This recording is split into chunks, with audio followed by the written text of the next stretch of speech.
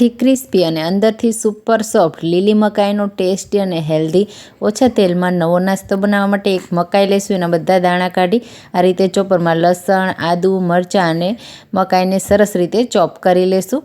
તો અધકચરી આપણે ચોપ કરવાની એટલે નાસ્તો બનાવવામાં ખૂબ જ ટેસ્ટી લાગશે. પછી આપણે એને એક બોલમાં કાઢી બાકીના મસાલા એડ કરીશું. હિંગ, હળદર પાવડર, ગરમ મસાલા પાવડર, ધાણા જીરું પાવડર અને મરી પાવડર, ચાટ મસાલો સાથે મીઠું એડ કરીશું. લીલા ધાણા પણ એડ કરીશું. બાઇન્ડિંગ માટે બેસન એડ કરવાનો. બેસન એડ કર્યો છે એટલો જ આપણે એમાં ચોખાનો લોટ પણ એડ કરીશું. એનાથી ક્રિસ્પીનેસ આવશે અને ખાવામાં ખૂબ જ સરસ લાગશે.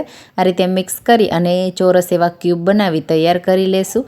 અને બહુ જાડા પણ નહીં, પતલા પણ નહીં, એ રીતે કરવાના. અને હવે ઓછા તેલમાં તૈયાર કરવા માટે આ રીતે 2 થી 3 ટેબલસ્પૂન જેટલું તેલ એડ કરી અને આ રીતે બંને સાઈડથી ક્રિસ્પી કરી લેવાનું. તમે જુઓ ક્રિસ્પી થયા પછી પણ તેલ એટલું જ છે. તો આ નાસ્તો તૈયાર છે, ટ્રાય કરજો.